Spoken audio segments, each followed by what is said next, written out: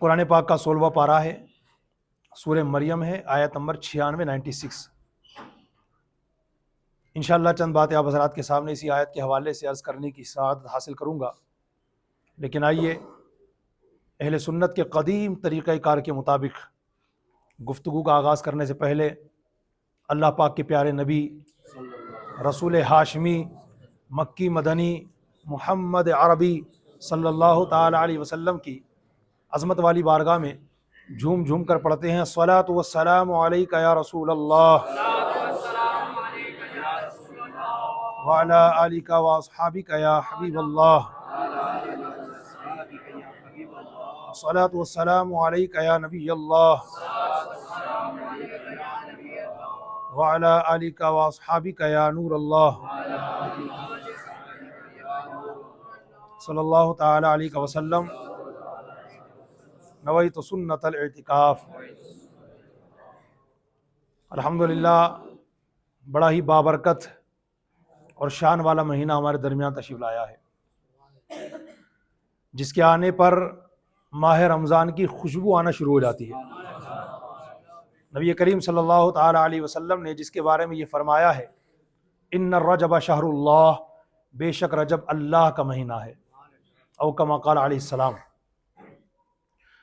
ہمارے پیارے نبی صلی اللہ تعالی علیہ وسلم کی عادت مبارکہ تھی کہ جب ماہ رجب تشریف لاتا تو ہمارے حضور صلی اللہ علیہ وسلم ایک دعا کیا کرتے۔ صحابہ کرام فرماتے ہیں کہ ماہ رجب کے آنے پر اللہ کے پیارے رسول مقبول گلشن آمینہ کے مہکتے پھول صلی اللہ علیہ وسلم یہ دعا کیا کرتے، اللہم بارک لنا فی رجب و شعبان وبلغنا رمضان۔ اس کا ترجمہ ہے اے اللہ ہمیں رجب اور شعبان میں برکتیں عطا فرما اور ہمیں رمضان تک پہنچا دے۔ آئیے نبی کریم صلی اللہ علیہ وسلم کی سنت پر عمل کرتے ہوئے سنت کی نیت سے آپ بھی پڑھ لیجئے، 3 مرتبہ پڑھاتا ہوں۔ بسم اللہ الرحمن الرحیم، اللہم بارک لنا فی رجب و شعبان وبلغنا رمضان، اللہم بارک لنا فی رجب و شعبان وبلغنا رمضان، اللہم بارک لنا فی رجب و شعبان وبلغنا رمضان، آمین بجاہ خاتم النبیین صلی اللہ علیہ وسلم۔ ماہ رجب کے آنے پر جہاں ہمیں وہ ساری خوشیاں ملتی ہیں، برکتیں رحمتیں نصیب ہوتی ہیں، وہیں پر ایک بہت بڑی برکت یہ ہوتی ہے کہ اس مہینے کی 6 تاریخ کو خواجہ غریب نواز کا عرس آتا ہے۔ آپ کی جانکاری کے لیے بتاتا چلوں کہ ماہ رجب میں صرف 6 تاریخ کو حضور خواجہ غریب نواز کا ہی عرس نہیں ہوتا، بلکہ اس میں بڑے بڑے اولیاء کرام کے عرس آتے ہیں۔ فار ایگزامپل 1 رجب کو اہل بیت کے چشم و چراغ حضرت سیدنا امام محمد باقر رحمۃ اللہ علیہ کا عرس آتا ہے۔ 3 رجب کو حضرت سیدنا اویس قرنی رضی اللہ تعالیٰ عنہ کا عرس آتا ہے۔ 4 رجب کو سلاطین اربعہ جن کو اللہ تعالیٰ نے دنیا کے چاروں کونوں پر بادشاہت عطا فرمائی، وہ اقطاب و ابدال کے منصب پر فائز ہیں اور ان کے ذریعے پوری دنیا میں رزق تقسیم کیا جاتا ہے۔ سلاطین اربعہ 4 کنگ، 4 بادشاہ جن کو کہا جاتا ہے، ان کا بھی الحمدللہ عرس منایا جاتا ہے، نظر و نیاز کا اہتمام ہوتا ہے، اور ساتھ ہی ساتھ کروڑوں شافعیوں کے عظیم پیشوا حضرت سیدنا امام شافعی رحمۃ اللہ تعالی علیہ کا بھی عرس ہوتا ہے۔ پھر 6 رجب کو خواجہ کل خواجگان شہنشاہ ہندوستان والی ہند معین الملت والدین حضرت سیدنا خواجہ غریب نواز معین الدین چشتی حسن سنجری اجمیری رضی اللہ تعالیٰ عنہ کا عرس پاک ہوتا ہے۔ 13 رجب آتی ہے تو مولا کائنات حضرت سیدنا علی المرتضیٰ شیر خدا کرم اللہ تعالی وجہ الکریم کی ولادت کا جشن منایا جاتا ہے۔ 14 رجب آتی ہے تو آقا علیہ الصلوۃ والسلام کی بہت پیاری زوجہ محترمہ ہم سب مومنوں کی امی جان حضرت سیدتنا زینب بنت جحش رضی اللہ تعالی عنہ کا عرس منایا جاتا ہے۔ اور آپ کو بتا دوں اسی 14 رجب کو حضور خواجہ غریب نواز رضی اللہ تعالی عنہ کی ولادت بھی ہوئی تھی۔ پھر 15 رجب کو اہل بیت پاک کے چشم و چراغ حضرت سیدنا امام جعفر صادق رضی اللہ تعالی عنہ کو عرس پاک آتا ہے، جن کی یاد میں الحمدللہ ہم سنی مسلمان کنڈوں کی نیاز کا اہتمام کرتے ہیں۔ میں ہر سال سمجھاتا ہوں نا، 22 تاریخ کو ہمارے یہاں مشہور کر دی گئی ہے، لیکن 22 तारीख को नहीं, असल में 15 तारीख को हजरत इमाम जाफर सादिक रदी अल्लाह ताला अन्हु का विसाल हुआ था। तो होना ये चाहिए कि हम कुंडू की न्याज भी 15 रजब को करें, और जो हमारी माँ बहनें मानने को तैयार न हो कि हम तो 22 को करेंगे, तो ठीक है 22 को करो। तो मेरा मशवरा है कि 22 तारीख को हजरत इमाम जाफर सादिक रदी अल्लाह ताला अन्हु की न्याज करने के साथ साथ 22 तारीख को आका अलैहिस्सलाम के जन्नती सहाबी हजरत सैयदना अमीर मुआविया रदी अल्लाह ताला अन्हु की न्याज भी शामिल करो, इसलिए कि 22 तारीख को हजरत अमीर मुआविया रदी अल्लाह ताला अन्हु का यौम विसाल है। ठीक है ना। 25 रजब को इस्लाम के पहले मुजद्दिद हजरत उमर फारूक आजम रदी अल्लाह ताला अन्हु के परपोते हजरत सैयदना उमर बिन अब्दुल अजीज रदी अल्लाह ताला अन्हु का उर्स पाक आता है। हो सकता है आपको ये बातें याद ना रहे, लेकिन फिर भी। और 25 तारीख को ही अहले बैत पाक के चश्मो चराग हजरत सैयदना इमाम मूसा काजिम रहमतुल्लाह अलैह का उर्स पाक आता है। और 27 रजब आएगी तो 27 रजब मशहूर हमारे आका अलैहिस्सलातु वस्सलाम के सफर मेराज से है ना, माशाअल्लाह। और 27 रजब को उर्स पाक आता है उनका, जो हजरत गौसे पाक रहमतुल्लाहि ताला अलैह के भी मशाइख में से आते हैं, और जिनका नाम मैं इतनी गारंटी से कहता हूं कि सब ने सुन रखा है, बल्कि जिंदगी में जबान से ले भी रखा है, और वो ज़ात हजरत सैयदना जुनैद बगदादी रहमतुल्लाह अलैह। 27 रजब को हजरत का उर्स पाक आता है। तो माशाअल्लाह ये आप हजरात के सामने मैंने चंद आरास, हालांकि इनके अलावा और भी हैं इस माह रजब में, और भी बुजुर्गान दीन के आरास है, लेकिन अगर सबकी लिस्ट बयान कर दी जाए तो टाइम तो वैसे कम रहता है, लेकिन ये बरकत के लिए मैंने आप हजरात को बताएं। अगर भूल जाए तो इंशाअल्लाह मुझे बता दीजिएगा, तो हम आपको बता देंगे। तो अल्हम्दुलिल्लाह आज हम जिक्र पाक करेंगे हुज़ूर ख्वाजा गरीब नवाज रज़ी अल्लाह तआला अन्हु की ज़िंदगी का। अल्लाह ताला हमें मरते दम तक ख्वाजा गरीब नवाज के कदमों से वाबस्ता रखे। इनके कदमों से वाबस्ता होने वाला कोई ख्वाजा कुतुबुद्दीन बख्तियार काकी बना है, कोई बाबा फरीद गंज शकर बना है, जो हज़रत निज़ामुद्दीन औलिया बना है, कोई सूफ़ी हमीदुद्दीन नागौरी बना है। ये वो कदम है माशाअल्लाह। ख्वाजा गरीब नवाज रज़ी अल्लाह तआला अन्हु के हवाले से मजीद बातें करने से पहले ये स्क्रीन शॉट मैंने ले रखा था किताब पढ़ते हुए, तो मैं चाहूँगा कि आपको ये पढ़ के सुना दूँ। हुज़ूर गरीब नवाज के बारे में तो न जाने इतना जानते हैं कि नहीं जानते, ये तो हैं कि हमारे आका हैं। ख्वाजा फारसी ज़बान का लफ्ज़ है, इसका मतलब होता है सरदार, आका, और पूरे हिंदुस्तान पर अल्लाह के रसूल सल्लल्लाहु अलैहि वसल्लम ने जिसे सरदार बनाया है वही ज़ात गिरामी है। वाली अजमेर हुज़ूर ख्वाजा गरीब नवाज रहमतुल्लाहि ताला अलैह। इन्होंने अपने ग़ुलामों को कुछ गाइडलाइंस दी हैं। वो गाइडलाइंस इरशादात और फरमूदात की रोशनी में है कि हुज़ूर ख्वाजा गरीब नवाज ने जो बातें इरशाद फरमाई तालीमात के हवाले से, ये करो, ये मत करो, देखो इस चीज़ की ये बरकत होती है, इसकी ये बरकत होती है। तो मैं आप हज़रात के सामने चंद फरमूदात यानी ख्वाजा गरीब नवाज के चंद इरशादात पढ़ के सुनाता हूँ। तवज्जो से सुनिएगा कि ख्वाजा गरीब नवाज रहमतुल्लाहि ताला अलैह क्या इरशाद फरमाते हैं। बहुत सारी बातें हमें सीखने को मिलती हैं ख्वाजा गरीब नवाज रज़ी अल्लाह ताला अन्हु की ज़िंदगी से। यह अलग बात है कि हम फातिहा तो दिलाते हैं, ख्वाजा गरीब नवाज रज़ी अल्लाह ताला अन्हु की मोहब्बत का इजहार भी करते हैं। छठी शरीफ साल में तो मनाते ही, और साल में न जाने कितने बार मना लेते हैं अल्हम्दुलिल्लाह। बल्कि मैं ये कहता हूँ कि हमारे यहाँ आशिकाने ख्वाजा गरीब नवाज में भी मामूल है कि जब भी घर में किसी भी बुजुर्ग का उर्स होता है फातिहा दिलाते हैं, साथ में अल्हम्दुलिल्लाह ख्वाजा अजमेरी की भी नियाज हो जाती है स्पेशली तौर पर। तो ये मोहब्बतों की बात है। सुनिए हुज़ूर गरीब नवाज क्या फरमाते हैं। ये स्क्रीन शॉट अचानक मेरे सामने खुल करके आ गया, तो मैंने सोचा चलो इसको भी कंप्लीट कर लेता हूँ। सोच कर तो आया था कि करूँगा, लेकिन इरादा ये था कि आखिर में करूँगा, लेकिन अब खुल गया तो अभी कर देता हूँ, क्योंकि फिर बाद में टाइम मिले ना मिले।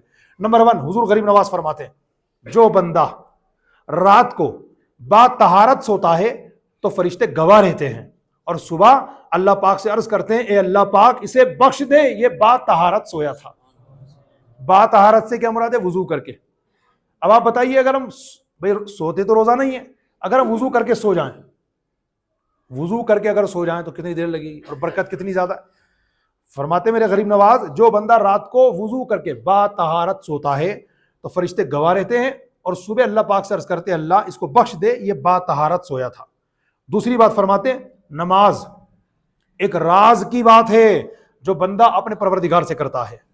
चुनांचे हदीस पाक में आया है, इन्नल मुसल्ली युनाजी रब्बहू, यानी नमाज पढ़ने वाला अपने परवरदिगार से राज की बात करता है। ख्वाजा गरीब नवाज रहमतुल्लाहि ताला अलैह ने इरशाद फरमाया। और तीसरी बात फरमाते हैं, जो शख्स झूठी कसम खाता है वो अपने घर को वीरान करता है और उसके घर से खैर और बरकत उठ जाती है। कारोबारी हजरात जरा तवज्जो दें, अपने माल को सिर्फ सेल आउट करने के लिए, 2 पैसे 4 पैसे का खाली नफा कमाने के लिए झूठी कस्में का तक खा जाते हैं। अल्लाह की कसम صحیح کہہ رہا ہوں بھائی، میری بات کا وشواس کرو یار، جھوٹ تم سے جھوٹ تھوڑی بولوں گا، میں کسی اور سے جھوٹ بول سکتا ہوں، آپ سے جھوٹ نہیں بول سکتا میرے بھائی، میری بات کا وشواس کرو یار، میں نے زبان دی آپ کو۔ اس طرح مرچ مسالے لگا کر کے الفاظ بولتے ہیں، سامنے والا سے پگھل جاتا ہے کہ یار جھوٹی قسم تو کون کھا سکتا ہے بھائی، جھوٹی قسم کھا رہا ہے یار، تو جھوٹی قسم تو کیسے کھا سکتا ہے؟ یاد رکھنا کئی بزرگان دین ایسے ہوئے ہیں، جھوٹی قسم تو بہت دور کی بات ہے، زندگی میں کبھی سچی قسم بھی نہیں کھائی، قسم کھانے سے بچتے تھے آپ، جیسے حضرت امام شافعی رحمۃ اللہ علیہ، ان کا ایک نام آتا ہے، کبھی قسم ہی نہیں کھائی آپ نے۔ کیوں کھائے قسم؟ اپنا کردار، اپنا کیریکٹر، اپنی عادات ایسی صاف ستھری رکھو کہ جب آپ کہہ دیں تو لوگ مان لیں آنکھیں بند کر کے، قسم کھانے کی ضرورت ہی نہیں پڑے، میں اللہ کی قسم کھا کے کہہ رہا ہوں بھیا، قسم کھانے کی ضرورت ہی نہیں پڑے۔ تو پھر بھی اگر کوئی ضرورت پڑنے پر سچی قسم کھاتا ہے، بالکل رائٹ ہے، اس کے لیے جائز ہے، کھا سکتا ہے وہ، لیکن جھوٹی قسم یہ تو اسلام میں الاؤ ہی نہیں ہے۔ اگر کوئی کھاتا ہے تو اس پر اللہ کی لعنتیں برستی ہیں۔ جھوٹی قسم بالکل حرام، جہنم میں لے جانے والا کام ہے۔ اور جو جھوٹی قسم کھا کر کے مال بیچ دیتا ہے اور یہ سوچتا ہے چلو میں نے 4 پیسے تو حاصل کر لیے، تو سنو خواجہ غریب نواز کا فرمان پھر سناتا ہوں، جو جھوٹی قسم کھاتا ہے وہ اپنے گھر کو ویران کرتا ہے اور اس کے گھر سے خیر و برکت اٹھ جاتی ہے۔ پھر تعویذ کے پیچھے بھاگتے کہ یار تعویذ مل جائے، تو پھر تعویذات بھی پھر اثر نہیں کرتے، کیونکہ بندے نے پہلے اللہ کی نافرمانی کر لی۔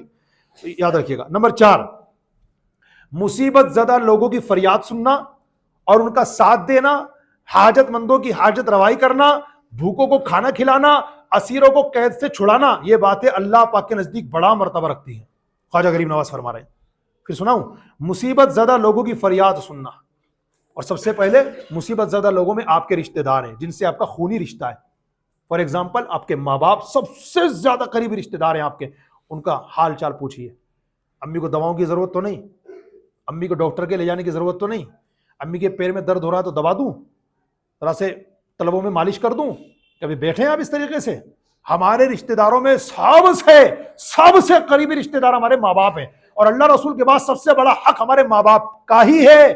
ہم دنیا بھر کی عبادتیں کر لیں، دنیا جگ کو راضی کر لیں، مگر ماں باپ کو ناراض کیے رہیں تو میں نہیں کہتا، ہمارے بزرگوں نے کتابوں میں پہلے لکھ دیا ایسے شخص کی نماز روزے اللہ کی بارگاہ میں اس وقت تک قبول نہیں ہوں گے جب تک کہ اس کے ماں باپ اسے راضی نہیں ہو جائیں گے۔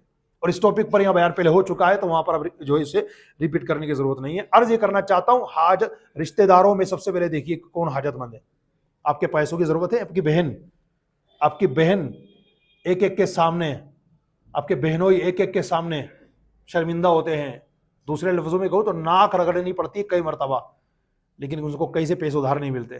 اللہ نے آپ کو نواز رکھا ہے مگر آپ اپنی بہن کی طرف توجہ نہیں دیتے، تو بتائیے آپ کتنے اللہ کی رحمتوں سے دور ہو رہے ہیں آپ۔ تو اس لیے حاجت مندوں کا خیال رکھیے، اور حاجت مندوں میں سب سے پہلے اپنے گھر والوں میں دیکھیے، آپ کے خونی رشتہ داروں میں دیکھیے کہ کون حاجت مند ہے، ان کی مدد کیجیے۔ ٹھیک ہے، اگر وہ زکوٰۃ کے اقدار نہیں بھی ہیں، گفٹ، تحفہ، نفلی صدقہ، اس کے ذریعے مدد کر لیجیے۔ خواجہ غریب نواز فرماتے، مصیبت زدہ لوگوں کی فریاد سننا اور ان کا ساتھ دینا، حاجت مندوں کی حاجت روائی کرنا، بھوکوں کو کھانا کھلانا، اسیروں کو قید سے چھڑانا، یہ باتیں اللہ پاک کے نزدیک بڑا مرتبہ رکھتی ہیں۔ 5واں فرمان میرے حضور غریب نواز کا، فرماتے ہیں نیکوں کی صحبت نیک کام سے بہتر اور برے لوگوں کی صحبت بدی کرنے سے بدتر ہے۔ پھر سنیے، نیکوں کی صحبت، اچھے لوگوں کی صحبت میں بیٹھ جائیں آپ، تو اچھے لوگوں کے پاس بیٹھنا اچھائی کرنے سے بہتر ہے، اور برے لوگوں کے پاس بیٹھنا برائی کرنے سے زیادہ برا ہے۔ کیونکہ حدیث پاک میں آپ نے پڑھا یا سنا ہوگا، الصحبۃ مؤثرہ، صحبت بڑا اثر رکھتی ہے۔ کب تک بچیں گے آپ؟ میرے دوست شرابی ہیں مگر میں شراب نہیں پیتا، نہیں میں تو بہت دور بیٹھتا ہوں ان سے، ساتھ رہتا ہوں مگر میں شراب نہیں پیتا، کب تک بچے گا؟ حدیث پاک ہے صحبت بڑا اثر رکھتی ہے۔ کل کو یہی صحبت تمہیں شراب میں ایسی ملوث کر دے گی کہ وہ شرابی دوست تو 2 قدم پیچھے رہے گا، تم 2 قدم آگے نکل جاؤ گے۔ اس لیے اللہ نے قرآن پاک میں بھی فرمایا ہے، فَلَا تَقْعُدْ بَعْدَ الذِّكْرَىٰ مَعَ الْقَوْمِ الظَّالِمِينَ، یاد آنے کے بعد ظالموں کے پاس مت بیٹھ، جو اللہ کے ذکر سے غافل ہیں، نافرمان ہیں، ان کے پاس مت بیٹھ۔ تو خواجہ غریب نواز کے فرمان پھر میں عرض کر رہا ہوں، نیکوں کی صحبت نیک کام سے بہتر اور برے لوگوں کی صحبت بدی سے بدتر ہے، برے لوگوں کی صحبت برائی کرنے سے زیادہ بری ہے۔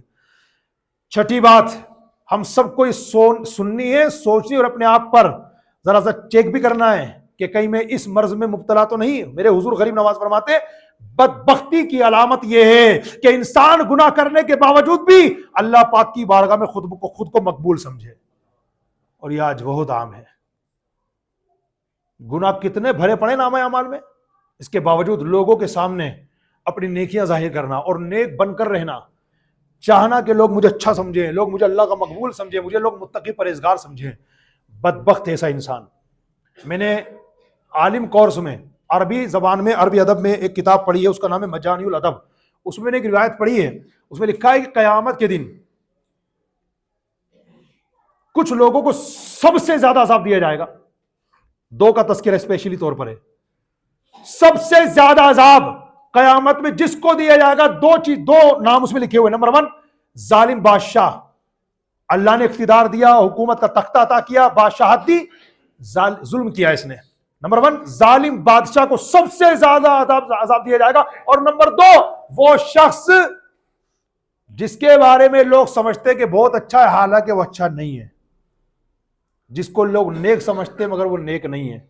تو پلیز اپنے اوپر غور کیجئے، ہم لوگ ہمیں نیک کہہ رہے ہیں تو کیا ہم اندر سے نیک ہیں؟ نیکیاں ہیں ہمارے پاس؟ ہم جو نیکی کر رہے ہیں ان کو دکھانے کے لیے کر رہے ہیں یا اللہ پاک کی رضا کے لیے کر رہے ہیں؟ اللہ پاک مجھے بھی حضور کے صدقے میں عمل کی توفیق دے، آپ کو بھی عمل کی توفیق دے۔ بدبختی کی علامت حضور خواجہ غریب نواز نے بتائی، انسان گناہ کرنے کے باوجود بھی اللہ کی بارگاہ میں خود کو مقبول سمجھے۔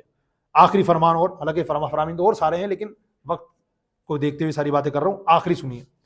خدا کا دوست وہ ہے، خواجہ غریب نواز فرماتے ہیں، خدا کا دوست وہ ہے جس میں یہ 3 خوبیاں ہوں۔ نمبر 1 سخاوت دریا جیسی، شفقت آفتاب جیسی، اور عاجزی ان کی ساری زمین جیسی۔ سخاوت کیسی؟ دریا جیسی۔ سخاوت اللہ کی راہ میں مال خرچ کرنا، احسان کرنا، حسن سلوک کرنا، کیسا؟ دریا کی طرح۔ دریا میں آپ نے دیکھا ہوگا بہتا ہے، سب کو نوازتا ہے، اس میں گندا پانی آ جائے اس کو بھی لے کے چلتا ہے، صاف پانی اس کو بھی لے کے چلتا ہے، جیسا بھی پانی ہو سب کو لے کے چلتا ہے۔ تو 3 خوبیاں حضور غریب نواز نے بتائیں، اللہ کے دوست کی 3 خوبیاں ہوتی ہیں۔ نمبر 1 سخاوت اور دریا جیسی، ہر ایک کے ساتھ اس نے سلوک کرنا۔ یہ میرا رشتہ دار ہے، یہ میری برادری کا ہے، اس لیے میں اس کے ساتھ نرمی سے پیش آؤں، یہ تو غیر برادری کا، اس سے کیا ہونا، چل بھائی یہ تو اپنا راستہ لے۔ نہیں، ایز اے مسلمان ہونے کے ناطے، صاحب ایمان ہونے کے ناطے، عاشق رسول ہونے کے ناطے ہمارا یہ وجدان ہونا چاہیے کہ ہم اپنی برادری والے کو نہیں، اپنے گھر اور خاندان کے لوگوں کو نہیں، بلکہ ہر ایک کو پروموٹ کریں گے اور ہر ایک کے ساتھ اچھا سلوک کریں گے۔ کیوں؟ میرے غریب نواز نے بتایا خدا کا دوست وہ ہے جس میں 3 علامتیں پائی جائیں۔ پہلی علامت خواجہ غریب نواز نے بتائی، سخاوت و دریا جیسی۔ اب ہر ایک کے ساتھ مسکرانا، صرف اپنے سگے بھائی کے ساتھ نہیں، جو ہمارے سگے بھائی نہیں ہیں ان کے ساتھ بھی مسکرا کر ملنا۔ خیر یہ تو میں نے بہت اونچی بات کر دی، آج سگے بھائیوں کو دیکھ کے مسکراتا کون ہے؟ باہر والوں کے ساتھ ہمارا جو ریلیشن بنتا ہے نا، سگے بھائی کے ساتھ بنتا ہی نہیں ہے۔ ذرا سی گھر میں کوئی بات ہو گئی، میری نہیں سنی گئی، بس اسی سے کٹ ہو گیا میں۔ اب اپنے دوستوں کو یا ان سے جن کا ہمارا کوئی خونی رشتہ ہی نہیں ہے ان کو تو جگری بنا کے رکھیں گے، اور جو سگا بھائی ہے سلام کلامی بند ہو گیا، سلام دعائی بند ہو گئی۔ بتائیے اب ذرا، اگر آپ کے ماں باپ یا ان میں سے کوئی چلے گئے اور آپ ان کے بیٹوں سے، مطلب اپنے بھائی بہنوں سے اگر ایسا ریلیشن رکھتے ہیں کمزور، تو ان کی روح کو کسی تکلیف ہوتی ہوگی؟ تو ہمیں سوچنا چاہیے یہ باتیں۔ دوسری خواجہ غریب نواز فرماتے ہیں شفقت و آفتاب کی طرح۔ شفقت، آفتاب یعنی سورج جب نکلتا ہے تو یہ دیکھتا ہے گا یہ انسان کالا ہے، میں اس پر نہیں آؤں گا، یہ انسان گورا ہے، نہیں میں اس پر نہیں آؤں گا، یہ چھوٹا بچہ ہے میں اس پر نہیں آؤں گا، یہ بزرگ ہو گئے میں ان پر نہیں آؤں گا۔ ایسا آفتاب جب نکلتا ہے تو سب کو روشنی دیتا ہے۔ فرماتے خواجہ غریب نواز اسی طرح اللہ کے دوستوں کی 3 خوبیوں میں سے دوسری خوبی یہ ہے شفقت و آفتاب کی طرح۔ نرمی کرنی ہے نا تو صرف اپنے بچوں پر نہیں، ان کے بچوں پر بھی کرنی ہے، سب کے ساتھ شفقت والا معاملہ کرنا ہے۔ اور آخر میں تواضع زمین جیسی، زمین بچھی ہوئی ہے، اس کے اوپر انسان بھی چل رہے ہیں، جانور بھی چل رہے ہیں، جانوروں میں جو سب سے کم ترین جانور ہے وہ بھی چل رہے ہیں، لیکن زمین سب کے لیے بچھی ہوئی ہے۔ تواضع عاجزی ایسی ہونی چاہیے۔ خواجہ غریب نواز رضی اللہ تعالیٰ عنہ کے انہی فرامین پر اگر میں ڈیٹیل کے ساتھ مزید گفتگو کروں گا تو ٹائم اجازت نہیں دے گا، اتنی ڈیٹیل ہے ان کے اندر اگر میں سمجھانے بطور جاؤں تو، لیکن یہ ایک موٹی موٹی باتیں تھی جو میں نے جہاں جہاں سمجھانے کی ضرورت پیش آئی وہاں کچھ باتیں عرض بھی کی ہیں. عرض یہ کرنا چاہتا ہوں اللہ تعالیٰ نے ہمارے ہاتھوں میں حضور خواجہ غریب نواز کا دامن کرم عطا فرمایا. خواجہ غریب نواز کی زندگی سے ہمیں بہت ساری باتیں سیکھنے کو ملتی ہے. اگر آپ انہی 7 باتوں کو لے لیں جو بھی میں نے آپ کے سامنے پڑھ کر کے سنائی اور ایک ایک بات کو اپنی زندگی میں نافذ کرتے چلے جائیں, انشاءاللہ ہمارا ہر اٹھنے والا قدم ہمیں کامیابی کی طرف گامزن کرے گا. لیکن وقت اور دیر اس بات کی ہے کہ ہم خواجہ غریب نواز کی تعلیمات پر عمل کریں, خواجہ کو ماننے کے ساتھ ساتھ خواجہ کی ماننے والے بن جائیں. ورنہ یاد رکھیے گا ہم جو خواجہ حضور کے مزار پاک پر یا کسی بھی ولی کے مزار پاک پر جا کر چادر چڑھاتے ہیں, خواجہ غریب نواز کو یا کسی بھی ولی کو ان چادروں سے کوئی فائدہ نہیں ہونے والا. ہاں, ان کے تعلیمات پر عمل کریں گے تو خواجہ غریب نواز کو بھی اور دوسرے ولیوں کو بھی فائدہ کیا ہوگا کہ ہمارے ان کی تعلیمات پر عمل کرنے سے ہمیں تو ثواب ملے گا, وہ سارا ثواب ملٹی پلائی ہو کر کے خواجہ غریب نواز کو اور اللہ کی طرف سے ہر ولی کو ملے گا. ان کی تعلیمات پر عمل کر لیں. اب چادر کی بات آئی تو اس کو بھی ڈکلیئر کر دوں ذرا. کئی مزارات پر چادروں کا دھندا ہوتا ہے اور مجھ سے زیادہ یہ بات آپ بھی جانتے ہوں گے, لیکن جو نہیں جانتا تو ان کو بتا رہا ہوں میں. کتنے کی چادر لے کے گئے تھے؟ 1500 کی. یا آپ نے چڑھائی, آپ وہاں حاضری دے کر مزار سے نکلے کہ نہ نکلے وہ بات کا میٹر تھا. جنہوں نے اس کو دھندا بنا رکھا ہے نا, تو آپ کی وہی چادر کو یوں نکالا, اس کو طے کیا, تھیلی میں رکھا, واپس پہنچا دیا, پھر وہی چادر بکے گی. اور اس طریقے سے دھندا چل رہا ہے, کرنے والے کر رہے ہیں. میں سب کی بات نہیں کرتا, مگر جو کر رہا ہے وہ غلط کر رہا ہے. اور چادر شریف چڑھانے کا ہی آپ کے جو دماغ میں بیٹھا ہوا ہے نا, اس کو بھی ذرا کلیئر کر لیجئے. یہ چادریں مزاروں پہ کیوں چڑھنے لگی؟ اس کا ایک لوجک ہے. وہ لوجک کیا سنیے. جب ایک حاضری دینے والا قبرستان جاتا ہے تو اسے عامت المسلمین کی قبریں نظر آتی ہیں. اوپر سے سب ایک طریقے کی قبریں ہیں, لیکن کس میں کون اللہ کا نیک بندہ سو رہا ہے, کس میں کوئی گنہگار بنے, اس کا امتیاز تو ہم نہیں کر سکتے نا. تو دنیا میں جس نے ایمان اور اعمال صالحہ کے ساتھ اللہ کو راضی کرتے ہوئے زندگی گزاری, جب وہ دنیا سے گئے تو ہمارے علماء, فقہاء اور بزرگان دین نے قرآن و حدیث سے روشنی لیتے ہوئے یہ ڈیسیژن لیا کہ امتیاز باقی رہے, ایک فرق باقی رہے. لہٰذا یہ جو اللہ کے ولی آرام فرما رہے ہیں نا, ایک کام کرتے ہیں, ان کے مزار شریف پر ایک چادر ڈال دیتے ہیں, ہلکی سی چادر ڈال دیتے. ہوگا کیا, اب یہ مجھ جیسا جب حاضر دینے والا قبرستان جائے گا تو یہ تو عامت المسلمین کی قبریں ہیں, میں کسی میں امتیاز نہیں کر سکتا. لیکن ایک قبر پر چادر رکھی ہوئی ہے, کپڑا رکھا ہوا ہے, اس سے میرے دل میں فوراً ایک عظمت آئے گی, اچھا یہاں پر کوئی اللہ کے نیک بندے آرام فرما رہے ہیں, اب میں ادب کے ساتھ حاضر دوں گا, ان کے وسیلے سے اللہ کی بارگاہ میں دعائیں کروں گا اور مجھے برکتیں نصیب ہوں گی. بس بیک گراؤنڈ مزارات پر چادر چڑھانے کا یہی لوجک تھا اور آج بھی باقی ہے. لیکن ہمارے سنیوں میں سے نہ جانے کتنے لوگوں نے اس کو بہت مبالغے کے ساتھ عمل کر لیا, بہت مبالغے کے ساتھ. ایک چادر تو دوسری چادر تو تیسری چادر چوتھی چادر. آپ کو پتہ نہیں ہے 50-50 ہزار 1-1 لاکھ کی چادریں چڑھا دیتے ہو, اور مزے کس کے ہوتے ہیں؟ مجاوروں کے, جن کا کوئی بزنس نہیں, کوئی کاروبار نہیں, کوئی دھندا نہیں, پھر اتنے کوٹھے بنا رہے ہیں, بڑی بڑی حویلی بنگلے بن رہے ہیں, کام کچھ بھی نہیں ہے مگر سب کچھ ہو رہا. کیوں؟ آپ کے انہی پیسوں سے ایک دن میں آپ وہ اتنا کما لیتے جو آپ سوچ بھی نہیں سکتے. جانتا ہوں میں یہ باتیں بہت چبھنے والی بھی ہیں, اور میری باتیں اگر وہ بندہ سنے گا جو اس ڈپارٹمنٹ سے وابستہ ہوگا, اس کو تو چبھنے کے ساتھ ساتھ وہ تو ہاتھوں ہاتھ مجھ سے دشمنی مول لے گا کہ ہمارا دھندا بند کروا رہا ہے. اور میں چاہتا ہوں کہ ایسے دھندے بند ہونے چاہیے. کب تک حرام کی روٹیاں کھاؤ گے یار؟ کب تک یہ ناجائز لقمے پیٹ میں جاتے رہیں گے؟ تو میرے بھائیوں, جو حضرات, میں مشورہ دیتا ہوں, آپ میں سے جو حضرات خواجہ غریب نواز کی بارگاہ میں جانے والے ہیں, ہم بھی انشاءاللہ حضرات کو یہاں پروگرام کر کے نکلیں گے حضور غریب نواز کی بارگاہ میں, فاتحہ پڑھ کے پھر انشاءاللہ ریٹرن ہوں گے رات ہی میں. خواجہ غریب نواز رحمۃ اللہ علیہ کی بارگاہ میں جو جانے کے خواہش مند جائیں گے انشاءاللہ. یہ ہماری عظمت کی معراج ہے کہ خواجہ غریب نواز ہمیں بلا لیتے ہیں, ورنہ شاعر نے کہا تھا نا, ارادے روز بنتے ہیں مگر سب ٹوٹ جاتے ہیں, وہی اجمیر جاتے ہیں جنہیں خواجہ بلاتے ہیں. یہ باتیں ہیں, اور مقدر والے ہیں جو ان کی بارگاہ میں حاضر ہو جاتے ہیں, کیونکہ ان کی بارگاہ میں بابا فرید جیسے لوگ حاضر ہوئے ہیں. وقت رہا تو میں بابا فرید کا ایک واقعہ بھی عرض کروں گا جنہوں نے خواجہ غریب نواز کی بارگاہ سے بیان کیا تھا.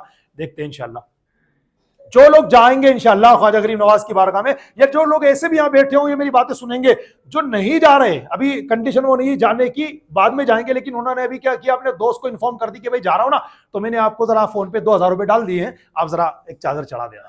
میں کہتا ہوں بند کروا دو پلیز, مشورہ مانو میرا. جس بندے کو آپ نے 2000 روپے فون پے کر کے کہا ہے نا کہ چادر چڑھا دو, اس کو پھر میری طرف سے فون کر کے کہو کہ چادر میں چڑھانا. ایک کام کر دو, یا تو پھولوں کی چادر چڑھا دینا, کپڑے کی چادر چڑھانے کے بجائے پھولوں کی چادر چڑھا دینا, اور اگر کچھ پیسے پھر بھی بچ جائیں تو وہاں پر جو آپ کو غریب نظر آئیں, خواجہ غریب نواز کے آستانے پر مانگنے والے نہیں، ان کی بات تو میں قطعی نہیں کرتا، جس کو اللہ نے ہٹا کٹا مستنڈا بنایا اور خواجہ کے نام پہ مانگ رہا ہے، تو ایسے بندے کو مانگنا بھی ناجائز ہے جو کمانے پر قادر ہے، کام کاج کر سکتا ہے، پھر بھی مفت کی روٹیاں توڑنے کی لت لگ گئی ہے، تو ایسے لوگوں کو مانگنا ناجائز جو حرام کام ہے، اور ان کو دینا بھی گناہ ہے کیونکہ آپ گناہ پر ان کی ہیلپ کر رہے ہیں۔ قرآن پاک نے منع کیا ہے، فرمایا وَلَا تَعَاوَنُوا عَلَى الْإِثْمِ وَالْعُدْوَانِ، سرکشی اور گناہ کے کام پر ایک دوسرے کی مدد مت کرو۔ اس لیے میں نے آج تک اپنی مسجد صلاح والان سے 15 سال ہو گئے الحمدللہ، کبھی میں نے نہیں کہا آپ سے کہ بھائی مسجد کے باہر جو بھکاری بیٹھے رہتے ہیں ان کو بھی درد دے جایا کرو، کہ مجھے ترس نہیں آتا ہے، لیکن میں نہیں کر سکتا اعلان، کیونکہ جس کو اللہ نے اٹا کٹا مستنڈا بنایا، بھی جا کر کے وہ 2 گھنٹے 3 گھنٹے 5 گھنٹے اگر مزدوری کر لے، زیادہ نہ صحیح 100-200 روپے یوں کما سکتا ہے وہ 100-200 روپے، لیکن مفت کی روٹیاں مانگنے کی لت کیوں پڑ گئی؟ آپ کی مہربانی کی وجہ سے، کیونکہ آپ روزانہ دیتے ہیں، ہم تو اللہ صدقہ دے رہا ہوں، مجھے تو آپ مار دیجئے، لیکن میرے سے جو بڑے بڑے، میں تو کچھ بھی نہیں ہوں، ہمارے جو بڑے بڑے مفتیان کرام میں جنہوں نے اسلام کی گہرائی کو سمجھایا اور امت کے سامنے مسائل پیش کیے، ان سے ذرا پوچھ لیجئے کہ حضرت میں جو دے رہا ہوں مجھے ثواب ملے گا کہ صدقہ سمجھ کے دیا ہے؟ تو وہ کہیں گے اب 70 روپے اور جگہ خیرات کرو، اگر آپ نے 1 روپیہ خرچ کیا تھا تو غلط جگہ دے دی آپ نے۔ ہاں اگر کوئی غریب آپ کو ایسے بھی مانگ نہیں رہا، نہیں مانگتا، اور آپ جا کر اس کو 1 کروڑ روپیہ دے دیں، یہ آپ کا ایسا صدقہ ہے جو بالکل فریش ہے، اس پر اللہ بھر بھر کے عطا کرے گا۔ لیکن جو بندہ مانگ رہا ہے، اچھا ایک بات بتائیے، جس بھیکاری کو آپ دے رہے ہیں، ایمانداری سے مجھے بات بتانا، جس بھیکاری کو آپ دے رہے ہیں 10 روپے 5 روپے 20 روپے جو بھی 100 روپے، چلو 500 روپے دے دیا آپ نے، کیا گارنٹی ہے آپ کے پاس کہ 500 روپے دینے کے بعد آج کا یہ پورا دن اب جا کے اپنے گھر میں گزارے گا؟ یہاں سے آپ نے اس کو یوں کہہ کر کھڑا کر دیا نا، بھیا اب نکل جائے، 500 روپے تیرے آج کے آرام سے ہو جائیں گے، تو بھی کھا تیرے بچوں کو بھی کھلا، اب نظر مت آنا، یہاں سے نکل جائے گا نا، وہاں پہنچ جائے گا دوسری مسجد میں، جہاں اس کو یہ رہے گا کہ ہاں اتنی دور تو بھائی صاحب نہیں آ سکتے، چلو یہاں بیٹھ کے مانگ لیتا ہوں۔ مفت کی روٹیاں توڑنے کی عادت پڑ گئی ہے، اور یہ مہربانی ہے ہم لوگوں کی کہ جب ان کو دیتے رہے۔ جب اسلام منع کرتا اٹا کٹا مستنڈا کمانے پر قادر ہے، کیا اس کو رائٹ ہے کہ یہ مانگے گا دوسروں کے سامنے ہاتھ پھیلائے گا؟ اللہ کو بہت ناپسند ہے یہ بات، پھر بھی ہم اس کو دے رہے ہیں۔ یہ بات میں پہلی بار نہیں کہہ رہا، آپ حضرات میری عادت جانتے ہیں، میں کئی بار سمجھا چکا، اور سمجھاتا اس لیے ہوں تاکہ یہ باتیں مضبوط ہو ہمارے دماغ میں، اور جو ہمارے بھائی مسجد صلاح والان میں نیا آتے ہیں نماز پڑھنے کے لیے، ان کو یہ بھی بات پتا چلے کہ آپ نے کیا سمجھ رکھا ہے صدقہ کیا ہے اور حقیقت میں اور کیا ہے، سمجھنی پڑیں گی ہم کو یہ باتیں۔ تو اس لیے میرے جن بھائیوں نے انفارم کر دیا کہ بھائی جان ذرا خواجہ غریب نواز کے مزار پہ چادر چڑھا دینا، ماشاءاللہ 814 اور سے اللہ مجھے اس کی برکت دے، ہاں اللہ مجھے بھی دے، آپ کو بھی دے ماشاءاللہ، مگر چادر پر سیمت مت رہیے، چادر کینسل کروائیے۔ آپ سے پہلے نے کتنے پتی اور پارٹی اور پارٹاؤں کی چادریں وہاں چڑھتی ہیں، آپ تو خالی 1500 روپے فون پے کیے ہیں، وہاں چڑھانے والے 15 ہزار 20 ہزار 50 ہزار کی چادریں چڑھاتے ہیں، فائدہ کیا بتاؤ نا؟ خواجہ غریب نواز کو اس سے کوئی فائدہ ہو رہا ہے؟ کوئی فائدہ نہیں ہے، نہ خواجہ غریب نواز کو فائدہ، نہ کسی ولی کو فائدہ، اور حقیقت ہی ہم کو بھی کوئی فائدہ نہیں ہے، لکھ کے رکھ لینا، کھل کے بیان کر رہا ہوں، چادر چڑھانے سے ہمارا بھی اور خواجہ غریب نواز کا بھی کوئی فائدہ نہیں ہے۔ اگر آپ کو چڑھانا ہے تو پھولوں کی چادر چڑھا دو، کیونکہ پھول کیا ہے؟ تر رہیں گے، حدیث پاک میں جب تک چیز تر رہتی ہے اللہ کا ذکر کرتی رہتی ہے، اور جو اندر آرام کر رہے ہیں ان کے درجے بلند ہوتے رہتے ہیں۔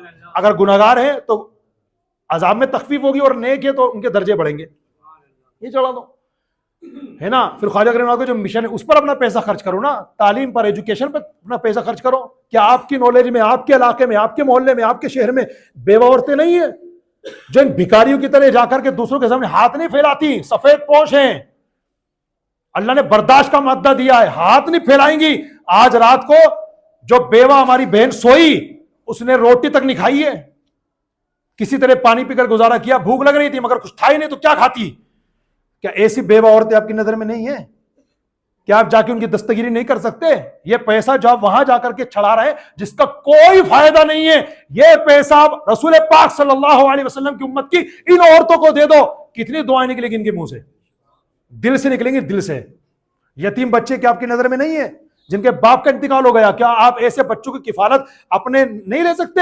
آپ کے محلے میں، آپ کی بستی میں، آپ کے علاقے میں، آپ کے ایریا میں ایسے کتنے بچے ہیں جن کی عمر ہے اسکول جانے کی، اسکول نہیں جا رہے؟ وہ کیوں نہیں جا رہے؟ بہت سارے ریزنز ہو سکتے ہیں، ایک ریزن یہ بھی ہے کہ باپ کی اتنی کمائی نہیں ہے، کہ بچے کو اسکول ڈالے. اللہ نے آپ کو نوازا ہے اور آپ ہزاروں ہزار روپے اس طرح بیکار خرچ کر دیتے ہیں کہ آپ یہ نہیں کر سکتے کہ ایک یا دو یا تین بچوں کا ذمہ اپنے ذمہ لے لیں کہ انشاءاللہ ان کو پڑھائی میں کرواؤں گا, منتھلی فیس جو بھی ان کی ہوگی انشاءاللہ وہ میں پے کروں گا. کرنے کے بھائی صاحب بہت سارے کام ہیں. میرے مرشد امیر اہل سنت فرماتے ہیں کرنے والے کام کرو ورنہ نہ کرنے والے کاموں میں پڑ جاؤ گے. اور آج امت کا بیڑا اسی میں غرق ہو رہا ہے. اس لیے میرے بھائیوں, خواجہ صاحب کا عرس ہے, اس لیے اس عرس پر میں نے اتنی مہنگی اور قیمتی باتیں کر دی آپ سے, اس لیے اس کو لکھ کے رکھیے گا. لوگ دیوانے بنے پڑے چادروں کے. چادر کا کوئی فائدہ نہیں ہے. فائدہ جو تھا میں نے شروع میں بتا دیا کہ لوجک کیا تھی, کیوں چادر چڑھائی جاتی تھی. وہ ایک چادر کافی ہے. اور آج بھی الحمدللہ ہندوستان کی سرزمین پر ایسے کچھ مزارات موجود ہیں جہاں پر ایک چادر ہی رہے گی, سال بھر ایک ہی چلے گی. جب عرس پاک آئے گا تو پھر چادر چینج کر دی جائے گی, لیکن ایک ہی رہے گی. ان میں ایک مثال ہے ہمارے امام اہل سنت سیدی اعلیٰ حضرت الحمدللہ. مزارات پر عورتوں کا جانا منع ہے, بالکل منع ہے. آپ ہندوستان کی درگاہوں پہ جائیے, کہاں ہے جہاں منع ہے؟ مجھے لگتا ہے مردوں سے زیادہ کہاں ایسی درگاہیں ملیں گی, مردوں سے زیادہ عورتوں کا جمگٹا ہے. لیکن میرے اعلیٰ حضرت کی بارگاہ میں الحمدللہ آج بھی آپ جا کر دیکھیں کسی عورت کی انٹری نہیں ہے الحمدللہ. تو پھر عمل ہو تو شریعت پر پورا ہونا چاہیے نا.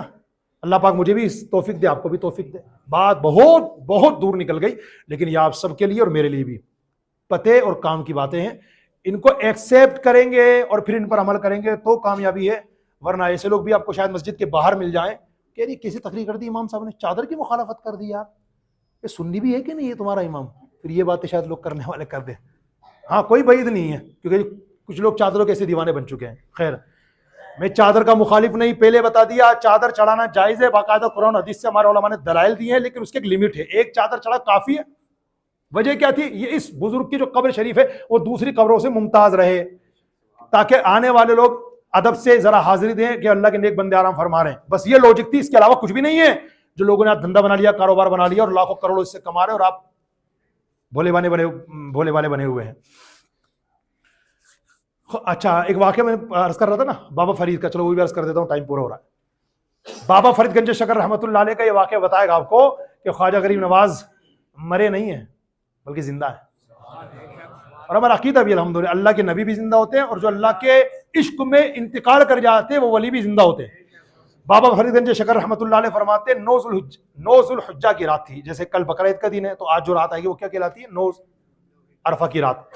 تو خواجہ بابا فرید گنج شکر فرماتے ہیں کہ 9 ذوالحج کی رات میں حضرت خواجہ غریب نواز رحمۃ اللہ علیہ کے مزار شریف پر حاضر ہوا. مزار شریف کے پاس ہی میں نے نماز پڑھی. پہلے تو قبلے کی طرف منہ کر کے نماز پڑھی. نماز ادا کرنے کے بعد میں قرآن شریف لے کے بیٹھ گیا. پڑھتا رہا. اس ایک بیٹھا کہ الحمدللہ میں نے 15 سپارے تو مکمل کر لیے.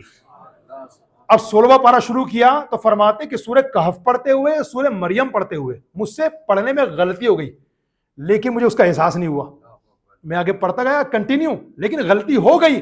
جیسے غلطی ہوئی 1-2 آیتیں پڑھ کر آگے بڑھا, مزار پاک سے خواجہ غریب نواز کی آواز آتی ہے, فرید الدین پیچھے اس آیت میں غلطی ہو گئی ہے, پہلے واپس پیچھے آؤ, اس غلطی کو صحیح کرو پھر کنٹینیو کرنا. جیسی آواز سنے پیچھے آیا, اس آیت کی غلطی جو ہو گئی تھی اس کو صحیح کیا, پھر کنٹینیو میں نے الحمدللہ تلاوت مکمل کی. جب تلاوت مکمل کر لی تو خواجہ غریب نواز کی پھر آواز آتی ہے, ماشاءاللہ بڑا اچھا قرآن پڑھتے ہو, ماشاءاللہ بڑا اچھا قرآن پڑھتے ہو. تو بابا فرید گنج شکر فرماتے ہیں اب میں رونے لگا, آنکھوں میں آنسو آ گئے. میں یہ جاننا چاہتا تھا کہ میں بخشے ہوئے میں سے ہوں یا بخشے ہوئے میں سے نہیں ہوں, یعنی اللہ کا میں مقبول بندہ ہوں یا نہیں ہوں. میں رونے لگا اللہ کے خوف سے. تو خواجہ غریب نواز کی پھر آواز آئی, فرید الدین خوشخبری ہو, الحمدللہ تم اللہ کے مقبول بندے ہو. بابا فرید گنج شکر نے جو وہ نماز پڑھی تھی نا خواجہ غریب نواز کے آستانے پر, وہ انشاءاللہ میں کبھی بتاؤں گا آپ کو, اور انشاءاللہ ہمارے یہاں پہ وعدہ ہم نے کی ہے جماعت کے ساتھ. تو جو نماز بابا فرید نے اس رات ادا کی تھی, عرفہ کی رات پڑھی جاتی ہے وہ نماز, بابا فرید نے جو نماز پڑھی تھی نا اس کے بعد پھر تلاوت کی تھی, اس کے بعد پھر رونے لگے تھے. تو خواجہ غریب نواز کی آواز آئی, بیٹا فرید الدین جو یہ نماز پڑھتا ہے نا وہ بخشے ہوئے میں سے ہے.